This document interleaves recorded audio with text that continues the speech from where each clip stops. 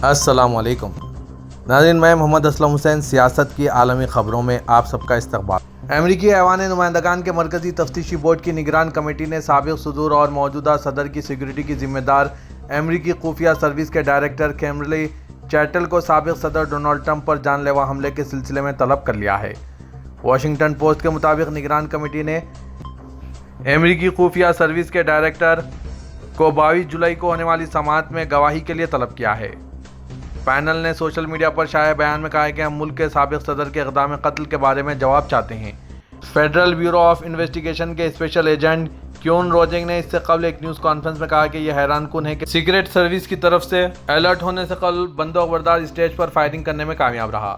جب ٹرمپ کی سیکیورٹی کے ذمہ دار سیکریٹ سروس کے اہلکاروں سے پوچھا گیا کہ کیا سیکیورٹی کی خلاف ورزی ہوئی ہے تو انہوں نے کہا کہ تفتیش سے انہیں اس کا اندازہ لگانے کی اجازت نہیں ملے گی۔ انہوں نے کہا کہ ایف بی آئی یہ جانچ کر رہی ہے کہ کیسے ہوا، لیکن ذمہ داری واضح طور پر سیکریٹ سروس پر عائد ہوتی ہے۔ سیکریٹ سروس کا ایک ہی کام امریکہ کے موجودہ اور سابق صدور کی حفاظت کرنا، اور وہ کل رات بری طرح ناکام ہو گئے۔ ایسے ہی ایک حملے میں سابق صدر رونالڈ ریگن کو سینے میں گولی ماری گئی تھی۔ اس حملے کو 43 سال ہو چکے ہیں۔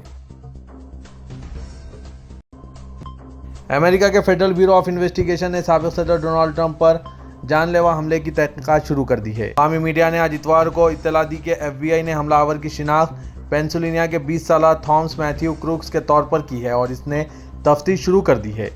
این بی سی اور سی بی ایس نے ایف بی آئی کی طرف سے جاری کردہ ایک بیان کا حوالہ دیتے ہوئے کہا، ایف بی آئی نے پینسلوینیا کے بٹلر میں سابق صدر ڈونلڈ ٹرمپ کی انتخابی ریلی کے دوران ان پر حملہ کرنے والے شخص کی شناخت پینسلوینیا کے بیتھل پارک کے 20 سالہ تھامس میتھیو کے طور پر کی ہے۔ واقعے کے فوری بعد الرٹ سیکیورٹی اہلکاروں نے حملہ آور کو ہلاک کر دیا۔ اس کے لیے ٹرمپ نے قانون نافذ کرنے والے اداروں اور الرٹ سیکیورٹی اہلکاروں کا شکریہ بھی ادا کیا۔ اس حملے میں ڈونلڈ ٹرمپ کے دائیں کان میں گولی لگی اور وہ بال بچ گئے۔ اس واقعے میں ایک شخص کی موت ہوئی اور ٹیکساس کے ریپبلکن رکن پارلیمنٹ رونی جیکسن کے بھتیجے سمیت 2 افراد شدید طور پر زخمی ہوئے۔ امریکی صدر جو بائیڈن نے کہا کہ انہیں یہ جان کر خوشی ہوئی ہے کہ سابق صدر ڈونلڈ ٹرمپ جان لیوا حملے میں بال بچ گئے اور وہ پوری طرح صحت مند ہے۔ جو بائیڈن نے social media platform X پر کہا کہ انہیں ٹرمپ کی ریلی میں فائرنگ کے بارے میں مطلع کیا گیا۔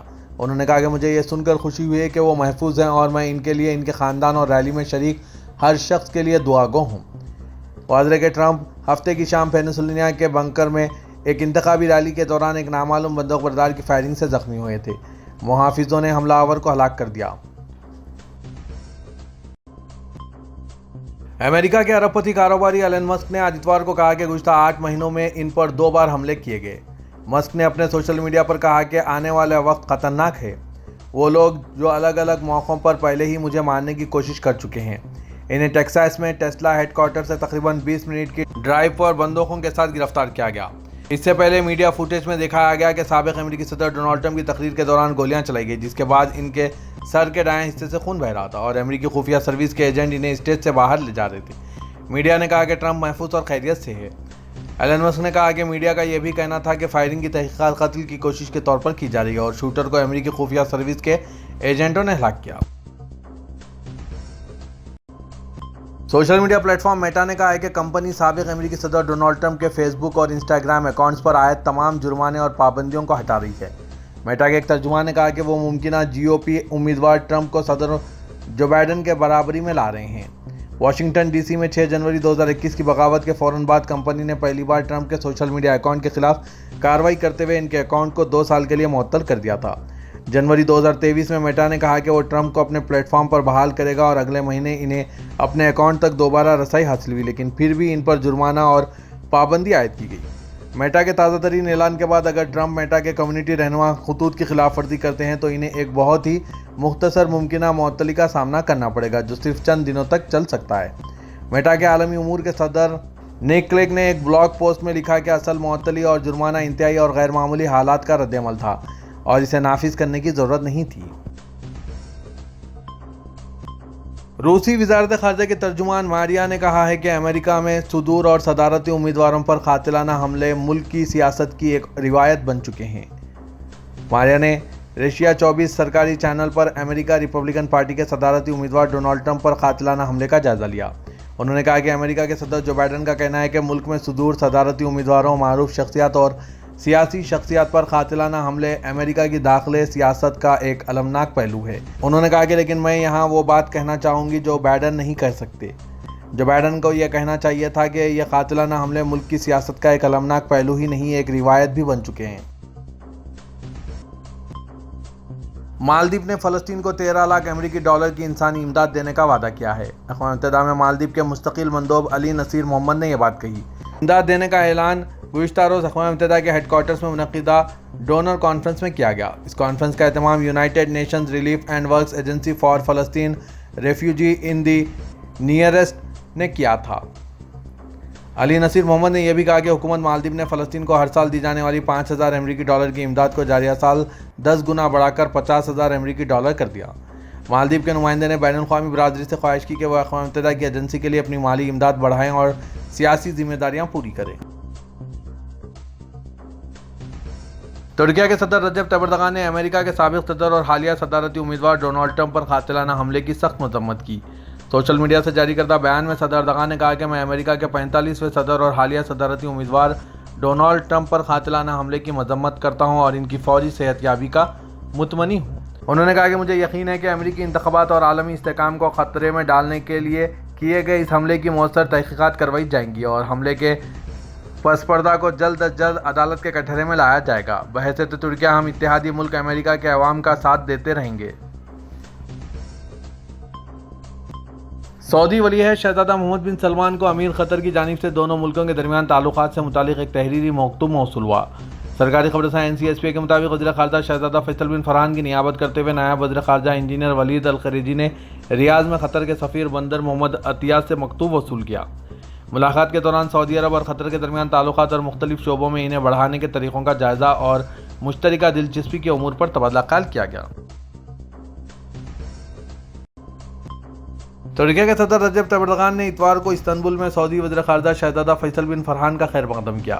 سرکاری خبر رساں NCSPA کے مطابق ملاقات میں شہزادہ فیصل بن فرحان نے سعودی قیادت کا تہنیتی پیغام پہنچایا، ترکیہ کی حکومت اور عوام کے لیے مزید ترقی اور خوشحالی کا اظہار کیا۔ دونوں ملکوں کے عوام کے درمیان تعلقات کا جائزہ لیا گیا اور انہیں مختلف شعبوں میں مضبوط بنانے اور ترقی دینے کے طریقوں، علاقائی اور بین الاقوامی صورتحال اور حوالے سے ہونے والی کوششوں پر تبادلہ خیال کیا گیا۔ سعودی وزارت خارجہ کے انڈر سیکرٹری برائے سیاسی امور ڈاکٹر سعود ساتی اور ترکیہ میں سعودی سفیر فہد ابو نصر بھی موجود تھے۔ قبل ازیں سعودی وزیر خارجہ نے اپنے ترک ہم منصب حاکان فیدان سے ملاقات کی۔ ملاقات میں دو طرفہ تعلقات اور مختلف شعبوں میں مشترکہ تعاون بڑھانے کے پہلوؤں کے علاوہ دونوں ممالک کے لیے تشویش کے امور پر دو طرفہ اور کثیر الیکجہتی رابطوں کو تیز کرنے پر تبادلہ خیال کیا گیا۔ سعودی اور ترکیہ کے وزیر خارجہ نے سعودی عرب اور ترکیہ کی حکومتوں کے درمیان رابطہ کونسل کے قیام کے منٹس میں ترمیم کرتے ہوئے ایک پروٹوکول پر دستخط کیے، جس کا مقصد دونوں ملکوں کی قیادت اور عوام کی امنگوں کو پورا کرنے کے لیے دو طرفہ تعلقات کو مختلف شعبوں میں وسیع تر پروان چڑھانے کی طرف بڑھانا ہے۔ سعودی عرب نے اسرائیلی جنگی مشین کے ہاتھوں فلسطینی عوام کی جاری نسل کشی، قتل عام کی سخت مذمت کی۔ تازہ ترین کارروائی میں جنوبی غزہ کے خان یونس میں پناہ گزین کیمپوں کو نشانہ بنایا گیا، جس میں 100 افراد ہلاک ہوئے۔ سرکاری خبر رساں NCSPA کے مطابق وزارت خارجہ نے ایک بیان میں فوری اور مستقل جنگ بندی اور تمام مقبوضہ فلسطینی علاقوں میں نہتے شہریوں کو تحفظ فراہم کرنے کے اپنے مطالبے کا اعادہ کیا۔ بیان میں بین الاقوامی انسانی قوانین اور قانونی قراردادوں کی مسلسل اسرائیلی خلاف ورزیوں کے حوالے سے بین الاقوامی احتسابی میکانزم کو کارکرد بنانے کی ضرورت پر زور دیا۔ علاوہ ازیں رابطہ عالم اسلام نے بھی اسرائیلی قابض حکام کی جانب سے خان یونس میں قتل عام کی مذمت کی۔ ایک بیان میں رابطے کے سیکرٹری جنرل شیخ ڈاکٹر محمد عبدالکریم علیسہ نے غزہ میں جاری تشدد کو روکنے کے لیے بین الاقوامی برادری کی مداخلت کی فوری ضرورت پر زور دیا۔ پاکستان کے صدر آصف علی زرداری اور وزیر اعظم پاکستان شہباز شریف نے سابق امریکی صدر ڈونلڈ ٹرمپ پر پینسلوینیا میں انتخابی ریلی کے دوران حملے کی شدید مذمت کی۔ ریڈیو پاکستان کے مطابق اتوار کو صدر زرداری نے حملے پر گہرے دکھ کا اظہار کرتے ہوئے کہا کہ سیاست میں ایسے تشدد کی کوئی گنجائش نہیں۔ انہوں نے ڈونلڈ ٹرمپ کے جلد صحت یابی کے لیے نئی خواہشات کا اظہار کیا اور حملے میں جانی نقصان پر دلی تعزیت پیش کی۔ وزیر اعظم پاکستان شہباز شریف نے social media platform X پر اپنے پیغام میں حادثے کے افسوسناک قرار دیا۔ انہوں نے سیاست میں ہر قسم کے تشدد کی مذمت کرتے ہوئے ڈونلڈ ٹرمپ کی تیزی سے صحت یابی اور اچھی صحت کے لیے دعا کی۔ ہندوستان کے وزیراعظم نریندر مودی نے اپنے دوست اور سابق صدر امریکہ ڈونلڈ ٹرمپ پر انتخابی ریلی کے دوران ہوئے جان لیوا حملے کی سخت مذمت کی اور گہری تشویش کا اظہار کیا۔ وزیراعظم نریندر مودی نے social media platform X پر کہا کہ اپنے دوست اور سابق صدر ڈونلڈ ٹرمپ پر حملے کے بارے میں انتہائی فکر مند ہوں، واقعے کی شدید مذمت کرتا ہوں۔ سیاست اور جمہوریت میں تشدد کی کوئی جگہ نہیں ہے، میں ان کی جلد صحت یابی کی خواہش کرتا ہوں۔ ہمارے احساسات اور دعائیں مرنے والوں کے خاندانوں، زخمیوں اور امریکی عوام کے ساتھ ہیں۔